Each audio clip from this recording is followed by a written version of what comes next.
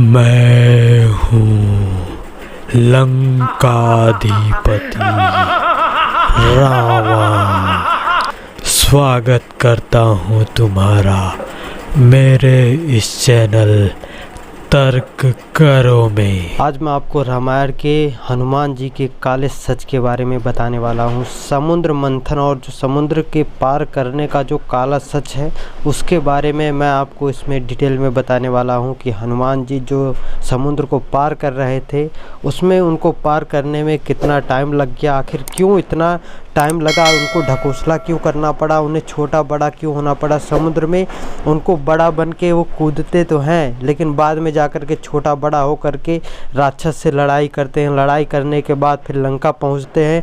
इतना time waste क्यों करते हैं, आखिर उनको उसको पार करने में, समुद्र पार करने में इतना टाइम क्यों लगता है। अगर वो चाहते तो उनको टाइम नहीं लगता, बहुत कम टाइम लगता और फटाक से पूरी सेना को लेकर के लंका के उस पार पहुंच गए होते। लेकिन उन्होंने ये सब चीज़ें क्या है, आखिर ये ढकोसला है कि ये सच्चाई है, क्या है, इस वीडियो में मैं आपको बताने वाला हूँ। मैं आपसे ही एक क्वेश्चन करता हूँ कि जब हनुमान जी बहुत बड़े हो सकते थे, उनका बहुत ही बड़ा विशाल रूप धारण वो कर सकते थे, तो वो अपनी पूरी सेना को, जितनी भी राम की सेना थी, वो अपने दोनों हाथों पे बहुत बड़ा विशाल रूप लेकर के दोनों हाथों पे उन सेनाओं को लेकर के उस पार सीधे चले गए होते, उस पार रख दिए होते।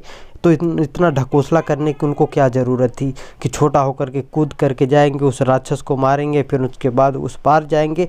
इतना ये सब करने की क्या ज़रूरत थी। अगर राक्षस को ही मारना बहुत इंपॉर्टेंट था तो ये बहुत बड़ा रूप लेकर के उसको खमस दिए होते, एक ही बार में सब कुछ तमाम हो गया होता, पूरा सिस्टम सही हो गया होता। लेकिन इतना ढकोसला दिखाया गया है रामायण में कि हनुमान जी ऐसे गए या इतना बड़ा रूप लेकर के इतना ऐसे ऐसे किए, जा कर के लंका को जला डाले। इतना इनका बहुत ही बड़ा विशाल रूप था और इनके पास बहुत ही शक्ति थी। इतनी शक्ति थी तो इतना टाइम क्यों बर्बाद कर रहे थे अपना। और वो जब राम भगवान थे तो उनको क्यों पता नहीं चल रहा था कि उनकी सीता कहाँ गायब हो गई है, उनकी सीता को कौन लेके चला गया, कहाँ पे लेके चला गया है। इतना 14 साल कितना साल बर्बाद कर दिए अपना। ऐसे करने से क्या फ़ायदा, ये सब ढकोसला क्यों रचा गया है सब कुछ। आपको भी पता है कि रामायण एक कहानी है, रामायण एक कहानी है, लेकिन उस कहानी को लोग हकीकत के रूप में मान करके अपने ऊपर और सभी के साथ बहुत ही गलत व्यवहार करते हैं। इनका ऐसे करो वैसे करो, ये पूजा करो वो पूजा करो। कोई फ़ायदा होता है आपको पूजा करने से कि या फिर कोई भगवान आपको आ जाता बचाने जब आपके पास मार पड़ती है या फिर आप मुसीबत में पड़ते हैं, या फिर अगर आप गरीब हैं तो आप क्यों नहीं अमीर हो जाते उनकी पूजा करके। अगर आपको पूजा ही करना, पूजा करने से ही सब कुछ हो रहा है तो आप पूजा करिए, पढ़ाई लिखाई छोड़ दीजिए, काम धंधा छोड़ दीजिए, बस आप अपना पूजा पाठ करिए, भगवान के भरोसे बैठिए, आराम से खाना पीना सब कुछ आपको मिल जाएगा।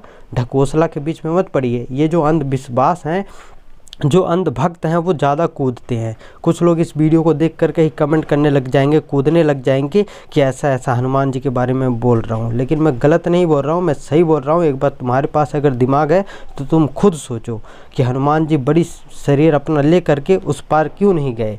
इतना ढकोसला रचने की क्या ज़रूरत थी। हनुमान जी उस टाइम बोल रहे थे, सभी के सामने रह रहे थे, तो इस टाइम सभी के सामने क्यों नहीं आ सकते। क्यों अपने भक्तों को वो लोग दुखी करते हैं।